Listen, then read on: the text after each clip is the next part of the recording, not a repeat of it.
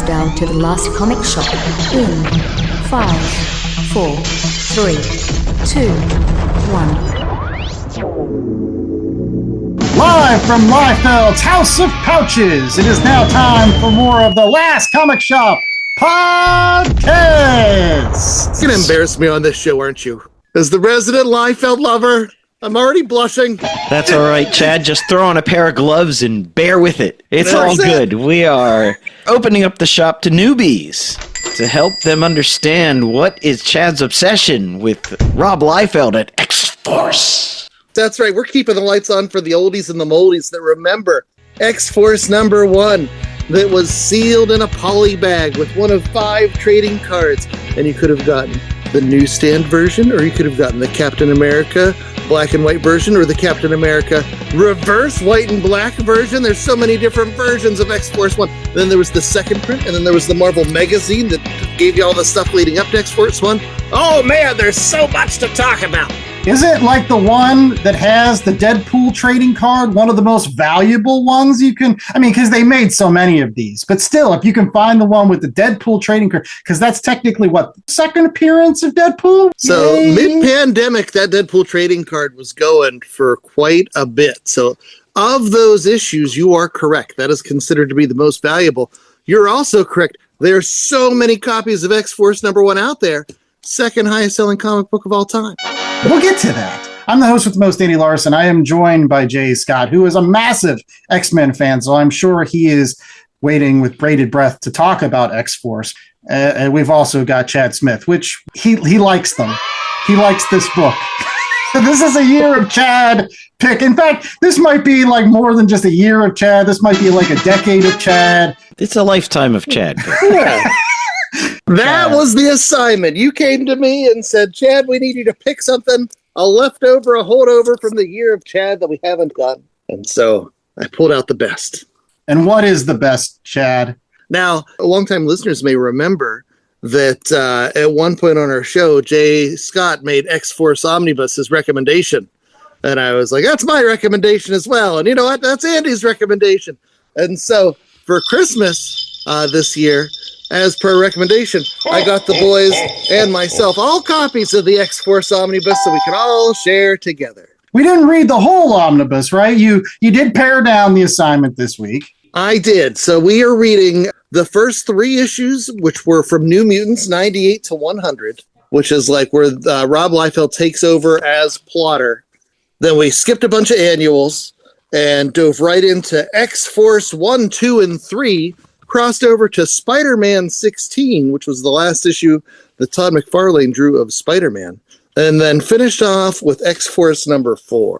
Yeah. And some of us may have continued to read the whole thing because it's so good. I read a couple more issues than just the assignment for sure. But I was wondering whether or not our special guest on this week's show read any additional issues of X-Force. That's right, it's Zach Thompson from Thompson's Comic Corner, a wonderful podcast out there that you can get on Spotify, and I think it's on YouTube now. Is that correct, Zach? Yes, sir. I figured out how to get it on YouTube. But for those fans of the Last Comic Shop, Zach was on a live stream that we did back in 2025, where we ranked some of the best MCU movies of all time. But we haven't had him actually on an episode of the Last Comic Shop. And so we threw him into the deep end with all this X-Men. Now, you said that you're not a fan of the X-Men. X-Men 97. And then what was that TV show like 2003? That was where X-23 came from. Yeah. Wolverine and the X-Men, right? Yeah. So that's it. That's all I got. That's okay. You know some of the main characters at the very least. If you've watched X-Men 97, that's a great place for a lot of X-Men fans to start. But I thought we'd spend the opening segment, given that you don't know a ton about X-Men. Well, what questions do you have about the Marvel Mighty Mutants? Where do you begin? Perfectly good question, and the answer is somewhere in the middle of some long-going storyline that you have no idea. You just jump in. That's right. I think my first issue was the early 250s or 240s, where they're just coming out of the Outback, and they go through the Siege Perilous, which made no sense at all. Still doesn't make any sense, but it's so good because it's got Psylocke in her best costume ever. They gotta bring back the armor. Bring back the armor. I gotta say, my first experience with X-Men was actually from the Spider-Man and the Amazing Friends cartoon in the early 80s. There was an episode called X-Men Adventure, maybe, where the X-Men, and I think it's Cyclops and Colossus and Nightcrawler and Thunderbird. But anyways, they join forces with Spider-Man, Iceman, and Firestar because they were mutants. And they fight this like half cyborg guy. After that, I don't think I read an actual issue of X-Men until the Outback. That issue where like Havoc and Colossus are pulling up wreckage. And they're looking for Storm's body. And the Storm dead. Yeah, the first Jim Lee. First Jim Lee, yeah. That was the first issue I really read. And I didn't know what the hell was going on. And so I stopped reading it. I just stopped. It's like, I don't want to do this anymore. I don't know who any of these people are. And none of them are Cyclops. And I knew who that guy was. And I was like, none of these people are Cyclops. So, which, by the way, the correct answer where to start with the X-Men is probably Giant Size X-Men #1. Jay, would you agree? You're our resident expert. You should start with giant-sized X-Men 1, and then you've got 1, 2, 3, 4, 5, 6, 7, 8, 9, 10 omnibuy worth of stories to read to even get you into the 2000s.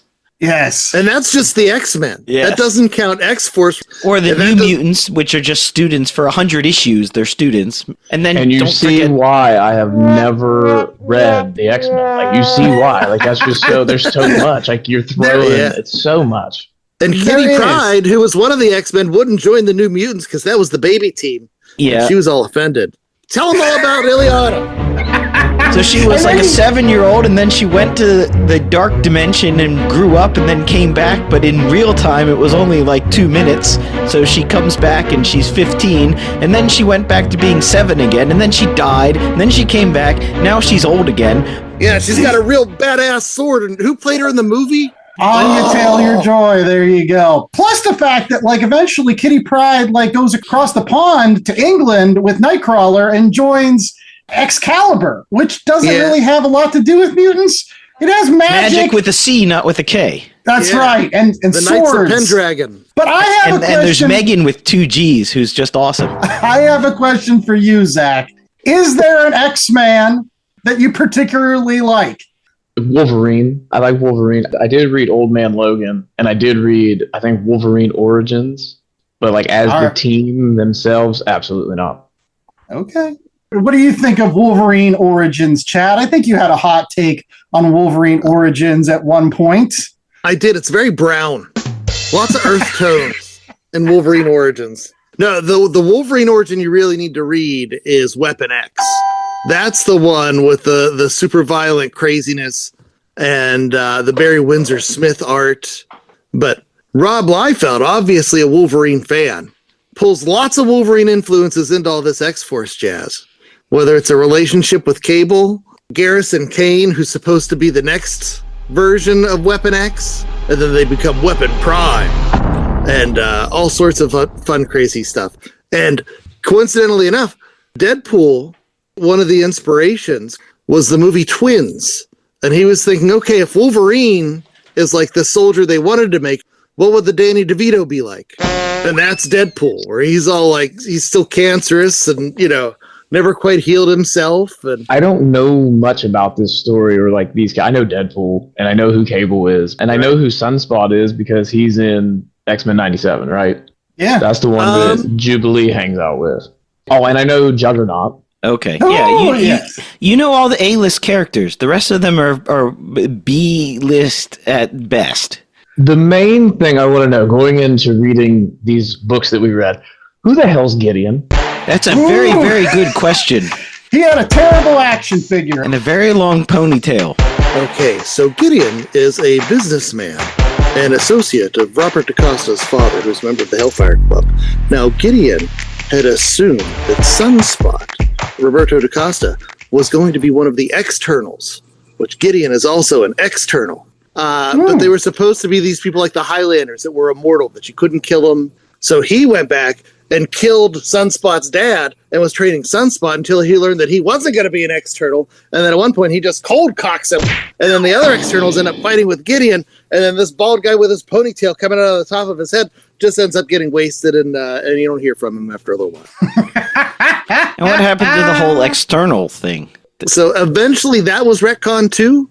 Now, understand, once Rob Liefeld leaves X-Force, which he plots officially through like issue 9 and then ends up leaving unofficially by issue 15, I eventually fell off the book. So there's a lot of things that happen that I don't know about. So this soap opera kept on going and I did not. I have a question. Do we ever get to see who Tolliver is? I forget who Tolliver is. Yeah, Tolliver, he was just supposed to be Jabba the Hutt to Deadpool's Django Fett. No, Django Unchained. Boba Fett. Boba Fett. Yes. A big space slug that sits eating frogs. That's who he was supposed to be. All right, well, fair enough, Tolliver. Sounds like one of those candies that your grandma would give you. Do you want a Tolliver? They're these chocolates. They came from the pre-war. Any case, let's get into X-Force right after these commercial breaks. So stay tuned for more Last Comic Shop right after this. Looking to save money on your collectible supplies? Whether it's comics, cards, sports memorabilia, or miscellaneous pop culture bric-a-brac, make sure to use promo code LCSPOD to get 10% off your orders at bcwsupplies.com. Not only does it get you a discount on BCW's already low prices, but using LCSPOD at checkout is an amazing way to show support to the Last Comic Shop podcast, the most incredible comic book podcast on the airwaves. So if you are in need of collectible supplies, head out to bcwsupplies.com and use promo code LCSPOD today. That's promo code LCSPOD. Cheers! Hello, Internet. It's George from Shortbox Summary. I started going to the comic shop every week when I was a kid back in 2004, and I thought it was a golden era for the medium. While my first love is comics, my second love is the 2000s. So please join me as I revisit the mid-2000s comic book scene to figure out if the books were good or if I was just 15. This is a retrospective show that takes a look back at Marvel, starting with Avengers Disassembled and talking about the movies, music, TV, sports, and everything in between that made that era what it was. If you like the Last Comic Shop podcast, please give Shortbox Summary a listen, because I like the Last Comic Shop podcast, and I invite those guys on as much as I possibly can. Hope to see you soon, true believers. All right, we're back with more of the Last Comic Shop, and it is now time for our Read Pile Review, brought to you by bcwsupplies.com. That's right. If you need your bags, boards, boxes, all kinds of miscellaneous comic book bric-a-brac, use promo code LCSPOD. Save yourself 10% on that stuff that you'll be buying anyways. You got some issues of X-Force that you want to put in a bag. You got some issues of X-Force you want to take out of a bag and then put back in a bag. Use that promo code LCSPOD over at bcwsupplies.com. All your supplies provided. All right. We're reading again 3 issues of New Mutants. That's 98, 99, and 100. And then over to X-Force for 1 through 4, plus adjectiveless Spider-Man number 16, because there was a crossover with that particular book and issue 4. That being said, Chad, who did these particular issues? Okay, so we're starting our story off with issue 98 of New Mutants, where it's the big introduction of Gideon and Deadpool and Domino. It was plotted by Rob Liefeld, who also does the art, and scripted by Fabian Nicieza. When it comes to the X-Force book proper, you have Rob Liefeld officially on pencils for issues 1 through 7. He does a framing sequence in issue 8, and then Mike Mignola takes over and does a fill-in issue. We didn't read that far, so never mind. I read that far. You read that far.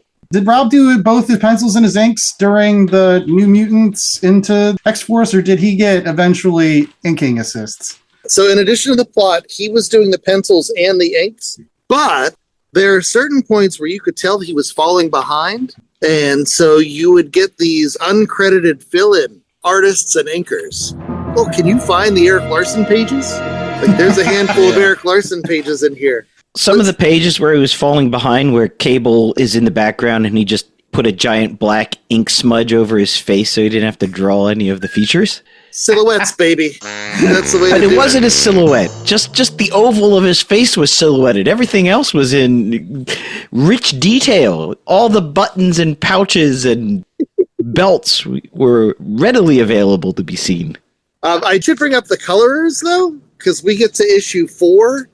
And in issue 4, they bring on a new colorist. And I think he messed up some of the codes for the different colors. So you get like this hyper neon colored issue. And I don't think that was the original intention. It's Brian Murray who does the colors on X-Force 4 and 5. And then I also didn't bring up Todd McFarlane, who pencils and inks issue 16 of Adjectiveless Spider-Man. Whew, lots of creators. Let's see if J.A. Scott can give us a 10-cent synopsis that is that long in terms, because there's a lot of stuff that goes on, believe it or not, in these issues. But lots of characters. Is there really a lot of stuff? There's a lot of characters that are introduced. Yes, there's a lot of people. A lot of world building going on in these issues, right? I don't know. What's that Faulkner quote? Sound and fury amounting to nothing? The New Mutants, which were the students of Xavier in the next class after the X-Men, are pretty much gone. They have either died or moved away or become Valkyries, or the mansion is gone and Xavier is dead. Cable has taken over from Magneto, and he has a very different worldview. He thinks that these people should be soldiers. So the last 3 issues introduce a bunch of new characters that will eventually become X-Force, and they have nothing to do with the New Mutants and nothing to do with being students. They're all professional people. Sometimes they have black patches on their eyes. Well, most of the time after the first issue where she shows up without the black patch, because I think no one got the Q reference for what Domino is supposed to look like all the time. Farrell comes in because she's running away from the Morlocks. Shatterstar just shows up, and there's a bit of backstory of why he shows up. No one really cares. Boom Boom is there because she was there from the X. Warpath shows up, and essentially there's this whole 2 pages where Cable's like, he wants us to fight for him, so he's going to fight for us. She wants to get away from them, so he's going to fight for us. It's a very much quid pro quo of Cable getting all these people to be on the X-Force, basically saying, if you fight for me, I will help you with all your little problems. So, and his doing something for him is fighting the war. And that is mainly just going out and attacking the Mutant Liberation Front because they're there, and then attacking Black Tom Cassidy and the Juggernaut because they're there, and lots of explosions and fightings ensue, and at the end of it, we don't really know anything more than what we did at the start of it. I dare say we know less, but he's taking the fight to the streets. No one ever wins these fights because at the end of it, everyone teleports away conveniently. Now, Zach here didn't read a lot of X-Men, thrown in the deep end of X-Force. I think has some follow-up questions. I think you mentioned at one point one of the main bad guys, the leader of the Mutant Liberation Front or whatever, Strife. Yeah, like, is it Cable? Is it Cable? Is it not Cable? Like, is it a clone of Cable? Is it Cable from the past, the future? Like, what is going on here? Because everybody time travels, everybody does this. There's too much going on. Now, according to Wikipedia, Strife is a clone of Cable. That's how that character is defined. But Chad, initially when the mask came off and, oh no, it's Cable underneath that mask, that was a huge deal for readers at that time. Like, Cable? Exactly. That's the last page of New Mutants 100. And keep in mind, starting with issue 86, 87, 87 is the introduction of Cable proper and Strife. Like, Cable and Strife have been going at it, toe to toe in all these different scenarios. And then in issue 100, Strife takes off his ridiculously cool chrome mask. And it's Cable underneath. Or is it Cable? You don't know. That, my friends, is the beauty of X-Force, because this is the cliffhanger that you have to wait And as a kid at the time who was following New Mutants, I had to wait, 3 months, 6 months? So it was a long time before X-Force 1 to get some answers. Did you get any answers in X-Force 1? I got so many more questions. And that's the best part. I think J.A. is being a little bit glib about these particular issues. I'm going to go on record saying that I never read any of these. That's kind of a lie. I read X-Force number 2 because J.A. had that issue. I read parts of X-Force number 3 because he had that issue. I also read The Adjective Spider-Man because I was a Spider-Man fan at the time, and that was just a book I was buying. But again, people would show up like Garrison Kane and Deadpool, and I didn't know who the hell any of these people were. And so this was an interesting experiment for me. I kind of was in the same boat as you, Zach. I hadn't really read these. So I was like just jumping in and saying like, okay, well, if I was a new fan, what would I take from this? And I'll start by saying I really did enjoy this time because, again, this is early 90s comic books. So this is like my golden age, the period of comic books I remember the most fondly. So this was a nostalgic trip for me.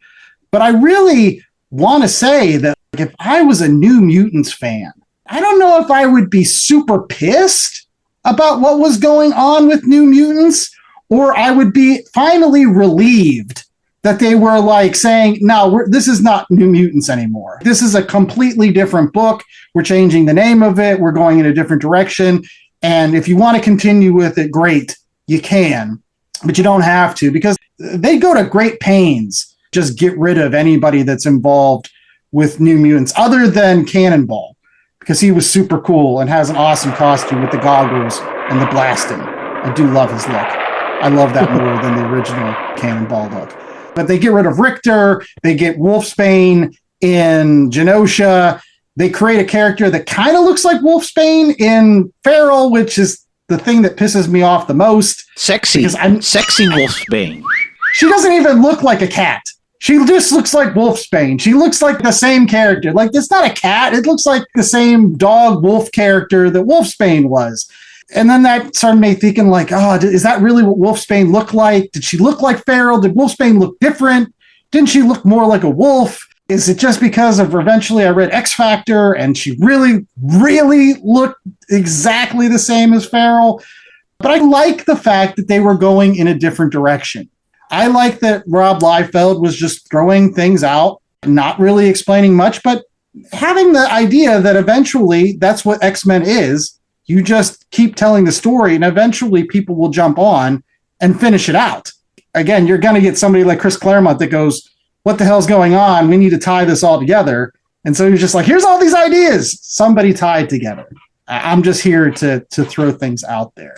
But Zach, lots of ideas here. Did you particularly like any of them? I really like the whole book itself, like the whole story. There's so much action going on. Like I love all the fighting and like the movement and everything, but nothing gets solved. I think that's what irritates me the most. It's like there's just so much fighting and like I don't know who the hell, like what's going on. It's entertaining is the best word to put it. Rob Liefeld did a really good job of showing like a really good story without, they could have not talked. I would have been okay with it. That's fine. I did like Shatterstar, though. I liked his character. I liked the way he looked. My biggest pet peeve, and answer this, we talked about this earlier.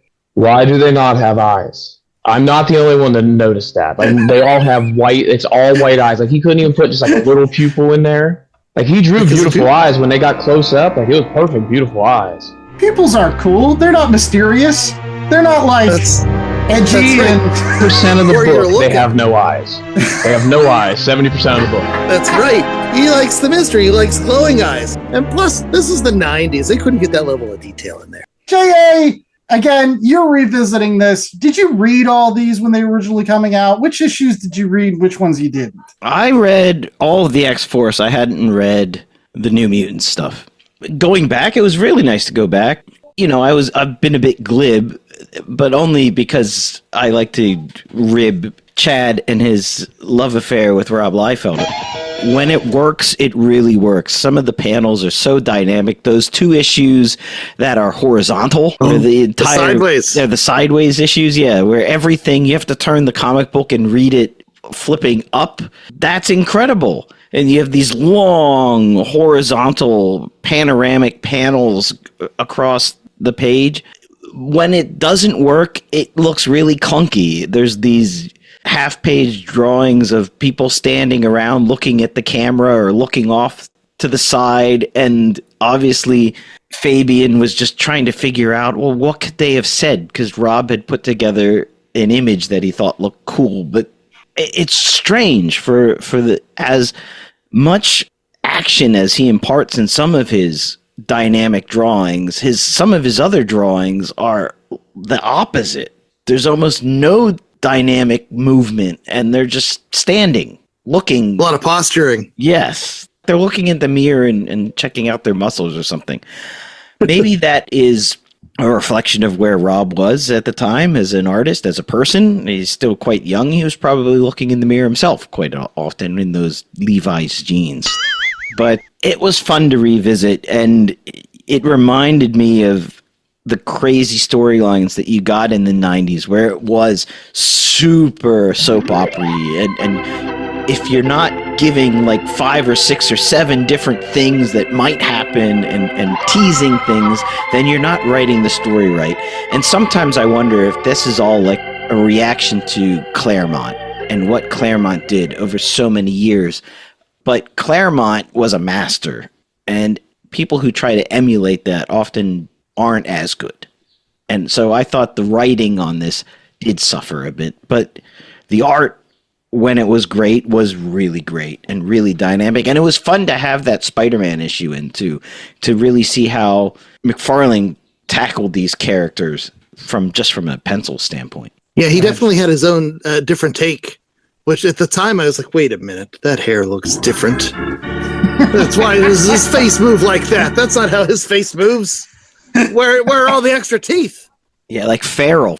McFarlane's Farrell totally looked different. Oh, yeah. And his Siren, too. He gave Siren that, I don't know how to describe it, but her hairdo was totally off. I'm glad that you brought up the art real quickly, J.A., because I did want to piggyback in saying that I thought the strongest issues of this particular collection that we read were the New Mutants issues. 98, 99, 100, absolutely some of Rob's best work on this particular run, in my opinion. One, really good, 2, but by issue 2, I'm starting to see, again, more of, I like Rob, but it's kind of like what we talked about when we talked about like Deadpool team up and stuff, where again, you start getting into like more of the pinup versus the storytelling, which has never been something that I particularly liked with Rob. And again, I think that there was solid storytelling chops in those New Mutants issues. And it's just kind of weird to me how, like, again, what those Image guys were trying to do is say, like, Art Adams draws this tremendous stuff, but it takes him forever to do it. Like, we're going to try to, like, churn it out here as quickly as we can and get it out on a monthly issue. And even somebody like Rob Liefeld was eventually falling behind in trying that breakneck pace of trying to keep up with that hyper detailed, hyper, sketchy artwork that, was known from Art. So I feel like he fell into the same curse. This stuff takes time. Good art takes time, and doing it on a monthly basis. But Chad, you've been, this is your baby. You talk. Okay. So I always go back to my history with this, being 10, 11 years old. And there were 2 other guys in my neighborhood that also read comics and were talking about it all the time. And so the one kid was the Todd McFarlane guy. The one guy was the Lee guy who was also talking about Jim Lee. And then I picked Rob Liefeld. This was, my introduction into comics. And I'm like, all right, that's going to be my guy. It's like whenever I picked The Rock watching WWE the first time in the late 90s in college, like, I like the guy with the Elvis sideburns. That's going to be the guy I follow. That's what I did with Rob Liefeld, and I couldn't be happier about it. So what you get, and I bring up pro wrestling because this is pro wrestling. It's all the melodrama, but it's all the action and the things that are just badass. And one of the cool things about Rob Liefeld, this is something that I recognize the hypocrisy, because there are a lot of other artists who'll be like, oh, it's just the Dollar General version of this. But Rob Liefeld cribs from the entire Marvel universe and picks out the coolest stuff and makes his own version of it and throws it into these stories, right? He's all energy and impact, but he's like, oh man, you think S.H.I.E.L.D. is cool? Wait till you meet G.W. Bridge. You think G.I. Joe is cool? Wait till I introduce the Wild Pack or the Six Pack, because we got sued for the name, or, and he has Grizzly and all these people coming and doing all these covert missions and G.I. Joe style. And then you get the X-Men melodrama and all the time travel stuff and the clones and the doppelgangers and the who can you trust? And Cable gets Wolverine's backstory of like, oh, I've met you before, old pal. Remember that? And you're like, who's this person? I don't know who this person is. And, he's intertwined with everybody in the book in some way, shape, or form. And you take that and you put that into a place coming out of the New Mutants, where New Mutants was not the premier X title, right? It was the kids, the teenagers, the teeny boppers. It wasn't the most important. It was always kind of shuffled off to the side. But then you bring in Liefeld. He's like, no, I'm going to take this book, and instead of it being a teeny bopper adventure book, I'm going to make it badass. We're going to turn these people into soldiers. And it was very of the time, but also with Rob Liefeld and his art, he also pulls, homages from, people say that Deadpool was Deathstroke, which he's not. There's definitely differences between Deadpool and Deathstroke, but you can see the influences there. He pulls out the cool stuff about Deathstroke and Snake Eyes and combines them into Deadpool. I always joke that Frank Miller retroactively cribbed one of his pages for Ronin. That page where Shatterstar stabs himself through the gut. You get that big double-page spread. Oh, come on. But no, it's obviously an homage to Frank Miller, but I discovered the Rob Liefeld one 10 years before the Frank Miller one, and I'm looking at it like, that is so badass. And there are pages in X-Force 1 that are homages to George Perez. You get all of these things mixed in together. And just like pro wrestling, sometimes the stories, you can tell they're making them up as they go, and sometimes they fall a little flat. Sometimes there's a big reveal and it doesn't make sense. You're like, what? This doesn't track with what happened. It doesn't matter, because you just got to tune in the next week and find out what's going to happen.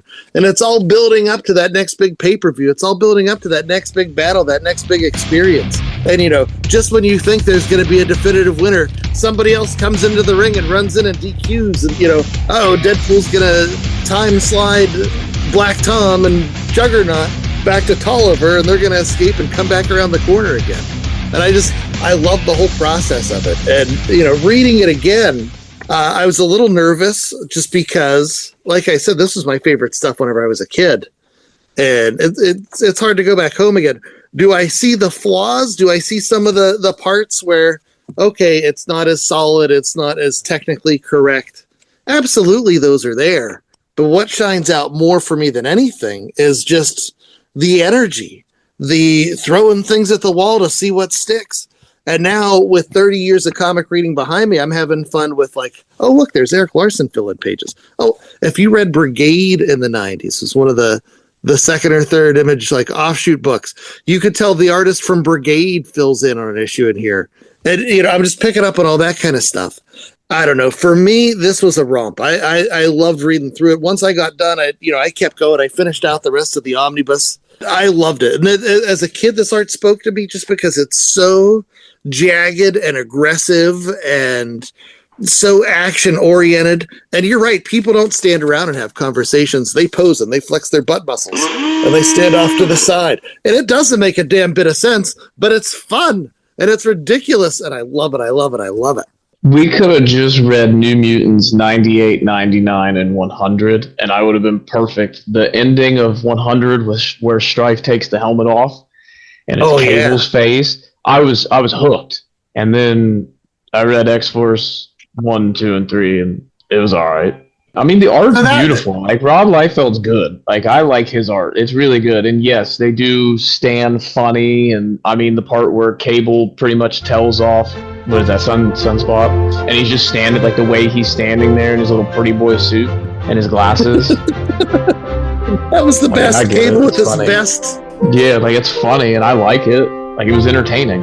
Do you think that there was a little bit of a drop-off after the Strife reveal? Yeah, you drop this big bomb on us and then you give us nothing. Like, I needed to know, like, That should have been your top priority. You drop this big bomb, you end this series, issue 100, with, hey, Strife's Cable. And we don't know that it's a clone or what it is. And then they do nothing.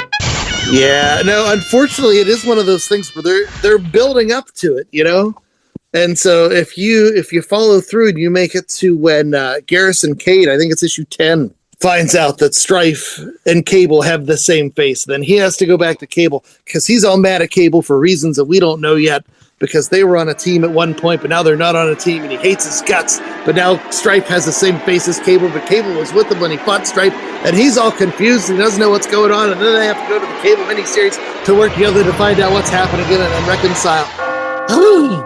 Well, one thing that we don't have melodrama for is our ratings, or will we? Will something jump out that will shock and awe everybody? Will it be like a New Mutants 100? Stay tuned for more of The Last Comic Shop right after this for ratings and recommendations as we wrap up this week's show.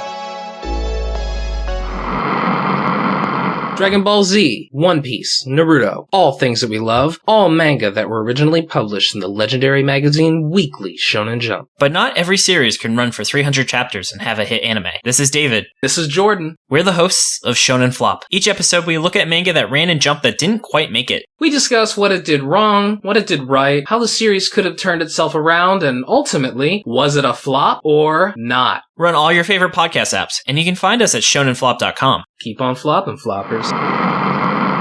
My mom has taken up going to the park to practice yoga.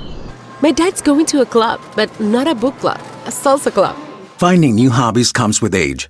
My mom has started getting lost and not knowing where she's going. Becoming lost or disoriented doesn't. Confusion with time or place may be a sign of Alzheimer's. An early diagnosis can help improve the quality of life for your loved one. Learn the warning signs of Alzheimer's at 10signs.org.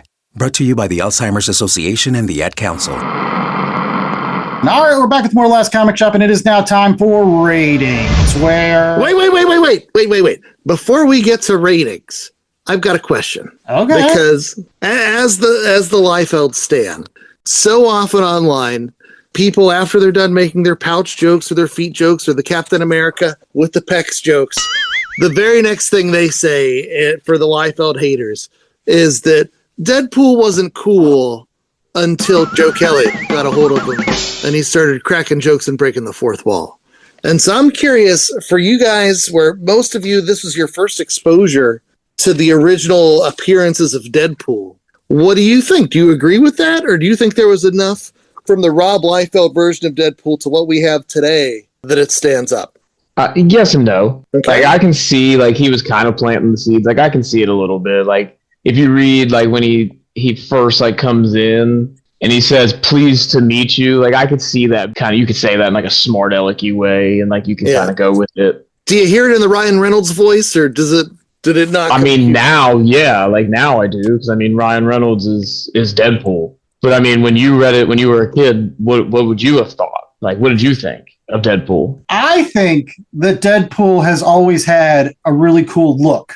Okay, so I'm going to give Rob Liefeld for creating a very cool, iconic look for a character that's visually interesting, dynamic, compared to, like, Gideon being in the same issue. Like, Gideon is a terrible...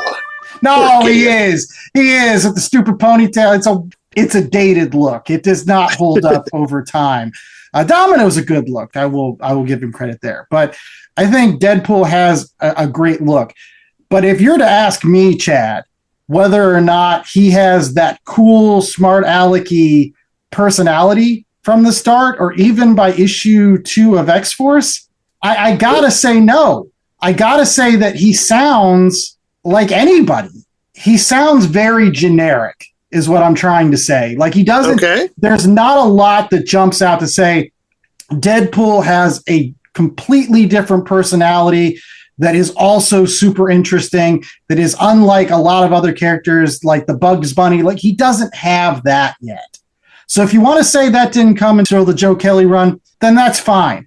I always think Rob is better when he's paired with a really good writer. So coming up with an awesome look for a character is awesome, but like he does need somebody. So throwing Fabian Nicienza under the bus. I've never particularly liked. I mean, he had Super Pro. Like I've never been a huge. Oh man, New Warriors, that was the bomb. I think you can see the building blocks there, even in the scripting and the dialogue.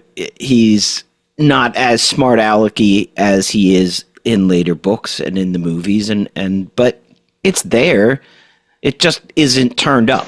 So, the look goes to 11, but sort of the personality and the characterizations of what would become Deadpool, they're there. They just haven't been turned up, I think. There you go. I think that's where I fall, too. For whatever reason, I always feel like I have to stand up for Rob Liefeld. And when the haters like, the Deadpool that we like is nothing like the Deadpool that he made. He absolutely is. You can see all the building blocks there, but just like any other character, when other people get their hands on him and do their takes, like that character is going to mold and mature and become what they eventually become. Yeah, I mean, look at the Roy Thomas Wolverine. All right. We are big fans of Roy on this show. Let's get to ratings. Jay, what is our 1 out of 4 scale for these issues of X-Force? Well, in honor of Zach's favorite character from this run, we're going to go 1 out of 4 double-pronged swords, which I guess is 8 swords if you're giving it a 4. Stabbing straight through the stomach. No boxing helmets? Not boxing helmets? Shatterstar does have a cool look, too. And I think I'm going to start off with that. I'm going to go first in saying I really enjoyed reading these issues. I'm really glad that Chad made us read these. I do agree that not only do I have a lot of affection for my longstanding co-host and the books that he likes, this reminded me of why I read comic books in the 90s. This had an excitement. This was something that was different. And although at times the story really suffered to a certain extent, it was confusing, it was not really fleshed out as much, you weren't really there for the story. You were there for the dynamic action set pieces. You were there for the posturing and the over the top. I still think Cable hanging out in that library with the glasses and the vest and reading the books is like the most silly, ridiculous thing, but it's still cool. And I think that the biggest problem I have actually with this run is that, for better or for worse, I know they wanted to get a paycheck and they wanted to get credit for their own ideas, but boy, would it have been nice for these guys stuck around Marvel and continue to do what they were doing. I would have loved to have seen Rob Liefeld actually do X-Force for 25 issues, 30 issues, 50 issues, something like that. It's actually sad to me that he eventually went to Image. I get why he did it, but it's sad to me that he went there. He created Youngblood. And to be blunt, looking at Youngblood and then looking at X-Force, I'm like, sorry, the characters you made in X-Force were cooler. They were cooler characters because they were the originals, right? That's where you made Deadpool. That's where you made Cable. That's where you made even Feral, who was just Wolfsbane, whatever. Like sexy Wolfsbane. It wasn't Bad Rock. It wasn't Die Hard, which is still like, what the hell is Die Hard? Like, come on. Die Hard's awesome. That's just Deadpool. That's just, he said, I need to make another Deadpool character. I'm going to make Die Hard. No, whatever. Patriotic cyborg looking. Screw it. I would have wished for him to have stayed on this book. I really wish that we could have seen him have a long-standing run. I wish it would have been the 70s or the 80s, and he would have had a run for the ages. But unfortunately, he's cut short. He left. We don't get as much after X-Force #1. Other people come in, finish the stories for him. We don't get his dynamic art, which is really, it hurts the series. So I got to give it like a 3. I really like these issues. I was a big fan of them. By issue like 3 of X-Force, you can see the cracks in the facade. You can see that he's starting to want to go away and do something else. And I'm like, I wish you would have just stayed. J.A. I can see your point, and I do think issue 3 was one of the weaker issues. But that being said, issue 4 was a banger. The Sideways issue, I love that issue. And I think I appreciated it more now, because back then I probably would have been, oh, this is horrible. We get McFarlane art and then we get Liefeld art, and these people don't look the same. But now I appreciate their different takes on the same characters and the same situations, and how they're essentially both issues is just a big knockdown, drag-out fight with Juggernaut. So you get to see how McFarlane approached almost the exact same setup that Liefeld did, and there's some really dynamic images in those two issues. The whole where they do the fastball special, but with Shatterstar, that was awesome. Warpath chucking that's a great shot. I want that in 3D. I want that as a 3D poster somehow. I don't know how. But did it suffer a little bit? I think the writing wasn't always the greatest. You look back at the New Mutants run before it took over completely, and he had Louise Simonson helping out, and some of her stories were also a little batshit crazy. But there was more fluidity to it, I think. This felt very static sometimes. Some of the panels and the pages were obviously to set up the next big dynamic fight scene, with a healthy sprinkling of Chris Claremont-esque soap opera. But it was fun, and it took me back to being in my bedroom and reading the comics when they first came out. And yes, some of the characters didn't age that well. Gideon, even that Weapon X, that's a horrendous costume. I love the little, what are those jackets called? The Soldier Boy or whatever it is, where it buttons up the side. I never understood those jackets, but I always thought they looked real cool. It doesn't make any sense to me. It was just a lot of stuff thrown at the page, I thought. Some of his characters, they came together, and other characters, it was, I'm going to put a little bit of this and put a little of that. And I think that it became cliche to make fun of Rob Liefeld for having like a character creation spinner wheel with pouches and belts and Colossus arms and all this stuff all coming together. It was fun. I liked it. It's a 3. It's a 3 out of 4 double swords. So that's a 6, I guess, right? There you go. Zas Vid. All right, Zach, as our ex-baby, as we say, I think those were what are you giving it? I'm going to make you guys feel old for a second. So I was born in 94, so I believe this all came out before I was born. So like I said, this is the first time I ever got to read it, and it was a lot of fun. I enjoyed it. I joke about, the no eyes and his backgrounds are kind of bland, but there's so much action in the story, and, just flipping through it is a lot of fun. This is your guys' childhood, but, it's a 2 for me. It's got to get a 2. If we would have just read 98, 99, and 100, it would have been a 3, because, that Strife, man, that reveal was awesome. For me, because I know, like I said, I know nothing about these characters, and I saw Cable, and I was like, "What?" Yeah, I was like, "He's the bad guy." Don't undersell the Chrome of Strife. Chrome is awesome, and so you get all that Chrome stuff, and then you take off the mask, and wait, it's Cable underneath all the Chrome. That is quite possibly one of the best character designs of the '90s, and for real, I love it. It looks great. All right, Chad, all the Chrome, all the years of Chad. I'm sure this is a 4, but go ahead and pontificate. You know I will. I mentioned earlier the pro wrestlingness of this, where it's a build up, it's a build up, it's a build up. But Andy, you're not wrong. We never get the pay-per-view showdown from Rob Liefeld between Cable and Strife. And I've waited for years for that to happen. And there were multiple times where he's going to go back to a mini series and tell the story that he wanted to tell. Ultimately, this builds and then goes off on different directions, and comes back to the mainline story, and it's constantly weaving in and out, but we never get the payoff. And for that, I am real sad, and I understand people docking that and looking at it now it's an incomplete exercise. With that said, I just love it. I love it so much. I love the character designs. I love how weird Shatterstar is. I love Horny Farrell watching him train. On one hand, she wants to kill everybody, but she's like, oh, that one.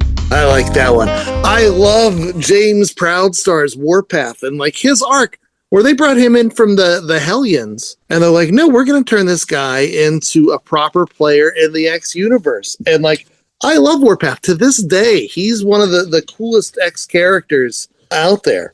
And then you get the Deadpool of it all. I even like Garrison Kane. And as Andy alluded to, early on, the X-Men get action figures in the 90s. The first wave is X-Men. You know what the second wave was? It was X-Force. This was that popular that Grizzly, got a character before Nightcrawler. The characters that Rob Liefeld made were so, and the adjective that he throws around is poetic. But they are. You get guns and knives and pouches and boxing helmets. I had never seen a boxing helmet before in my life. But damn if it didn't look cool with that white, the sideways jacket again. The way the characters were put together was tons of fun. Somebody mentioned the backgrounds in the stories. I would love when they're in computer rooms where it's just 1,000 screens of neon buttons. Like, what the hell is anybody paying attention to in that computer lab? With so many lights and buttons and flashing things around, it doesn't make sense, but it doesn't have to make sense because it's awesome. And that's something, like, as a comic book fan, all too often I worry that people work too hard to make sure that something fits into a continuity. So many times in crossovers, you get the ones where it's like, oh, we have to explain this because this Kyber crystal from space allowed these characters to conjoin and it resulted in this and this. No, you just put the toys together and you let them fight. And this is Rob Liefeld putting the toys together, letting them fight, and then be like, oh, we got to buy some time so we can build up to this and we can add this other layer of mystery. What? Cable has telekinetic powers? What? And then Domino knows she's not going to tell the kids, and Cable's not going to tell the kids. What is the Cable telling the kids? And why does everybody seem like a bad guy? And everybody's so violent, and they're chopping off hands, and there's hands flying everywhere. And no one brought up Zero. How cool was Zero? This guy that doesn't say anything. There's this big O on his chest and just teleports people in and teleports people out. We need more Zeros in the world. There's just so much of this that I love. So yeah, you're right, Andy. It's a fool. Does it have flaws? Absolutely. Does it suffer from a lack of backgrounds? I guess if you think. I don't care.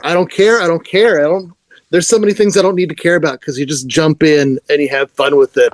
And I love it. And as a kid getting into comics, this was my introduction. And like I said, Liefeld, he hints at so many things and so many of the best parts of the Marvel universe. And he just throws them into this soup here. And I really enjoyed it. I couldn't have been happier going back and reading this. So yeah, it's 4s all day for me. All right. Now time for recommendations on the Last Comic Shop. These are other comic books in addition to X-Force in the omnibus format or some of the single issues. Again, I found various copies of issue 1 of X-Force in buck bins. You can find them fairly easy because there's just so many of these issues. Listen, I open a Sunspot and Gideon card issue every year just because you can find them out there willy-nilly in those buck bins, but I just like opening a brand new fresh X-Force one. I will say, if you can find a New Mutants 98 in a buck bin, you tell me where that buck bin exists. But other than that, listen, they make facsimile editions. They've got foil covers out there now. They've got 3D versions of New Mutants 98. All this stuff is out there. Well, here's some other stuff that's out there at your local comic book shop. We're going to start off with J.A. What has he got this week? Hopefully more X-Men. It is, and not only is it X-Men, it's Cable. Ooh. And it's from the Krakoa era Cable, so it's Kid Cable. This is Jerry Duggan, and with incredible art by Phil Noto. Kid Cable was essentially Cable from another timeline who killed the old Cable because he wasn't doing good enough and went back to fix it himself, which always makes sense. And then he ends up getting a sword that is a sword from Space Knight. And the Space Knights show up because they want the sword back, and he fights the Space Knights for the honor to carry a Space Knight sword. Hold on. You said Space Knights? Yes. Now it's not ROM, right? It's the other ones. Listen, all that time travel is going to mess you up. You're going to start seeing Space Knights eventually. Yep. Sisters. Now I got to read this. It's got Space Knights in it. Why didn't you lead with that? That's the headline. Don't bury the headline. And then and it takes a break for a couple of issues because you had the X-Force crossover. And then after the X-Force crossover, Domino shows up for a while. And then at the end, because it's the Krakoa protocols, they bring back old Cable, and young Cable comes in, and old Cable is about to go away. Like, oh, I got a body slide. And young Cable says, yeah, don't make me come down and kill you again. Wow. So it is interesting because it's a totally different take on the character. Obviously, he has the same power set, but he's younger. He's much more brash. Got a different relationship with Scott Summers because he's younger than Scott, his dad, in this one. But he's also killed Old Man Cable, and a lot of these characters that had relationships with Old Man Cable have this weird relationship with him. So Domino becomes like big sister. So they like playing with that dynamic that it is Cable, but it is a young version of Cable. So where he was the father figure, suddenly he's no longer the father figure. So it's interesting, and the art is incredible. All right. Well, let's get the recommendation from Zach this week. Zach, what do you got for us? I'm going to stick with the X-Men theme here, and I'm going to do Wolverine, the Old Man Logan story, which is now in a Marvel Premiere collection, which is really nice. Ooh, yes, they're nice. Collects issues 66 through 72 from that run, which was in 2003. And, I mean, that story literally has everything. Like, it's a cross-country road trip with Hawkeye and Wolverine, and Hawkeye's blind, and he's driving. And they're in the spider buggy, like they're in Spider-Man's spider buggy. First Venom dinosaur. Which, I mean, that was cool. It's a double spread in the little trade paperback. It's awesome. It's definitely worth the read. And all the inbred Hulks. The inbred Hulkness. There's like hundreds of them. Really? Because she's the only one. Yes, I was just about to say. The poundings! Oh, God. That's uncomfortable. Oh, Mark Millar. What a Shakespeare you are with the English language. Mwah!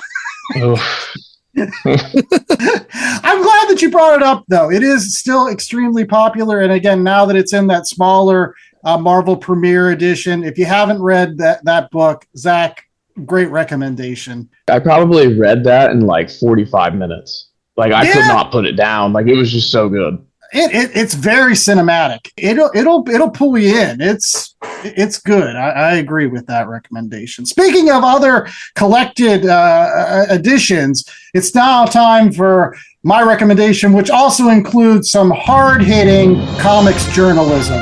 Right here, as Chad wanted me to point out something that's incredible about one of the omnibuses that we've been teasing and talking about. We talked about it in 2025. It was the Warlord Omnibus by Mike Grell.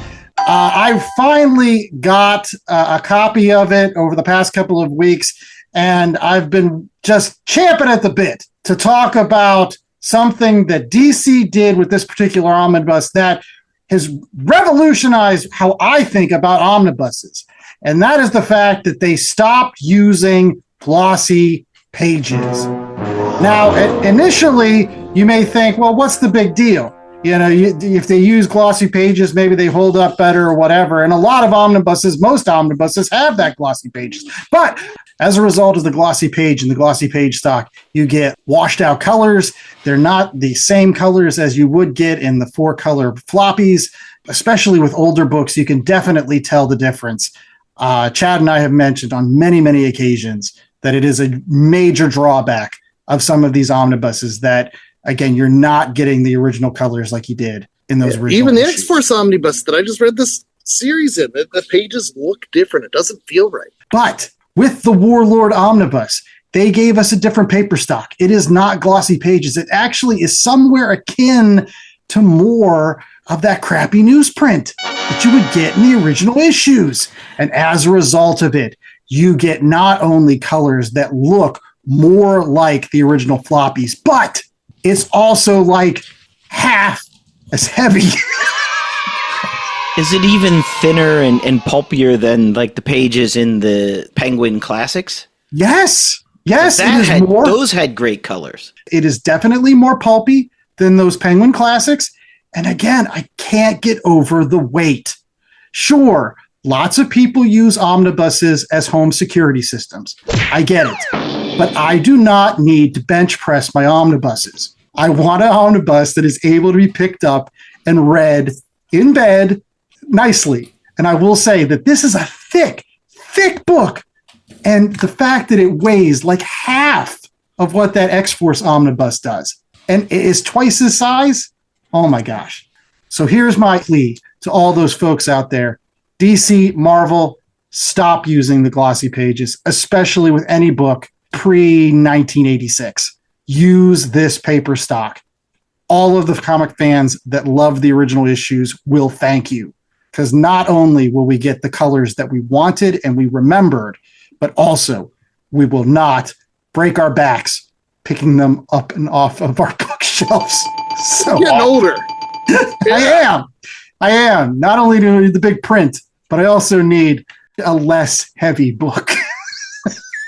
Chad. That's hilarious. Okay, so I'm going to take a step away from all the Marvel and DC stuff. In the X-Force story, for those that follow along, you eventually learn that Sam Guthrie is an external, which means he cannot die. And that leads to all sorts of fun and chaos. And then eventually there's a storyline with Apocalypse and all that other fun stuff. But that reminded me of another story that's a little bit more recent. I'm going to go with Berserker from Keanu Reeves, Matt Kint, Ron Garney, and Bill Crabtree. This came out, I want to say 2023-ish, maybe a little earlier.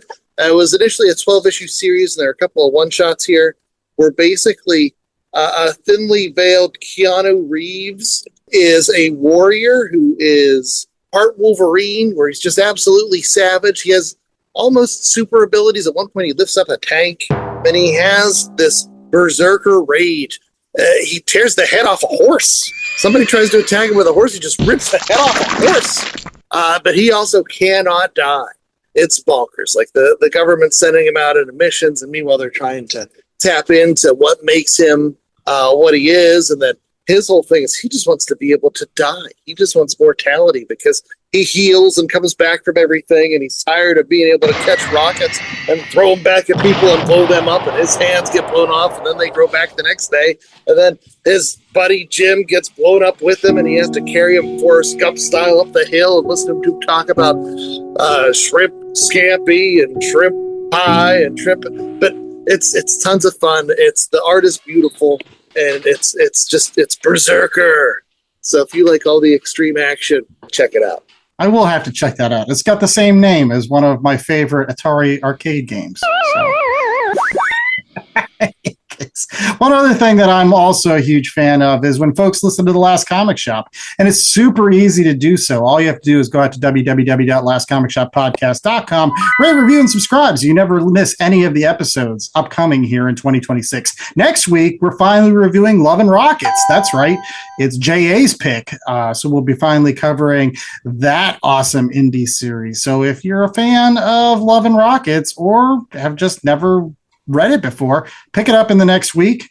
Come back next week for our review of that series. Again, www.lastcomicshoppodcast.com, your easiest way to rate, review, and subscribe on all the myriad of podcasting platforms and YouTube. And while you're doing that, make sure that you're also subscribing to Thompson's Comics Corner. That's right. Zach, why don't you tell everybody a little bit about your show?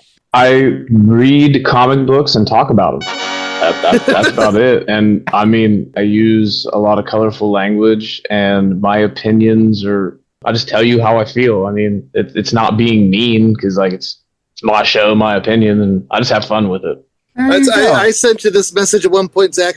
I think your show sounds a lot like a Stone Cold Steve Austin promo, just reviewing comic books sometimes. I love it, dude. I love your takes. It's fun. Thank you. And you can find that show on Spotify and YouTube. Any thoughts about expanding out to some of the other podcasting services? Once I figure out how to use it, man, Spotify and YouTube's hard enough. Well, you still got two great options, folks. So while you're out there subscribing to The Last Comic Shop, make sure that you also subscribe to Thompson's Comics Corner. That's right. And then you can check us out on the socials.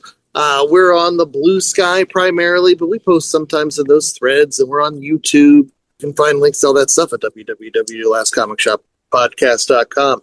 Also, you'll hear us make references to us not wanting to be the last comic shop. So we encourage you guys to get out there to comic shops near you where you could read things like New Mutants and or X-Force for Rob Liefeld, or things like Kid Cable? Was it Kid Cable, or was it just Cable who was a kid? Cable who was a kid. Titles Cable. By Jerry Duggan and Phil Noto.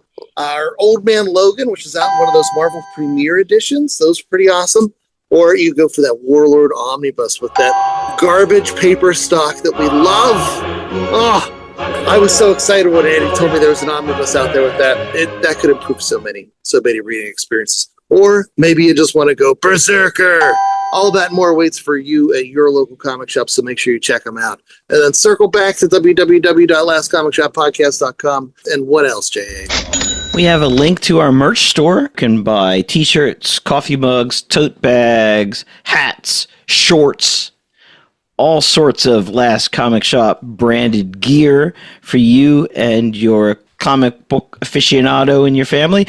This week is a special on vests, which is, I mean, the way Liefeld draws them, they're essentially just like the 80s safari / photographer's vest with lots of pouches to put all your different lenses in. There was a little corset action going on there too. There was. Like tucked in pretty tight. As you get older, you want to keep that frame looking good, man, and keep your back straight. Didn't you comment that with all those pouches, wouldn't they have places to put gloves? Well, I just pointed out that a lot of his characters have gloves on. All the time. All the time. For no reason whatsoever. Once you see it, you can't unsee it. It was the 90s, man. Gloves are cool. As Andy alluded, where are they, what else are though? you going to put in those pouches? Gloves. More gloves. That's right. And speaking of Andy, I'm sure is excited to share what can people do to support the show and get comic book supplies. Andy, where can people go? Yeah, well, I mentioned it earlier. Go out to bcwsupplies.com. Use the promo code LCSPOD to get 10% off of your order. And that order can include all kinds of stuff for your comic books. Bags, boards, boxes, those plastic things that you can hang on the walls, display your books. Make sure they're not in direct sunlight or else they'll all get faded or whatever, unless you don't really care. But you can also get your collectible supplies, card supplies, all at a discount price. That's right, BCW Supplies has everything that you need for your collectible needs, and LCSPOD gets you not only 10% off, but shows a little bit of support and love to the Last Comic Shop. So if you like what we're doing every single week, use that promo code. Help yourself out, help us out. It's just a win-win. Any case, that's all the time we have for Last Comic Shop this week. I was the host with most, Andy Larson. I was joined by my regular co-host, J.A. Scott, as well as Chad Smith, as well as the wonderful Zach Thompson. Make sure that you're, again, checking out Thompson's Comic Corner on Spotify and YouTube today. And until next week, I hope that you stay safe, stay blasted. That's right, because you're nigh invulnerable when you're blasting. He's sneaky blasting. That guy's blasting all over the place.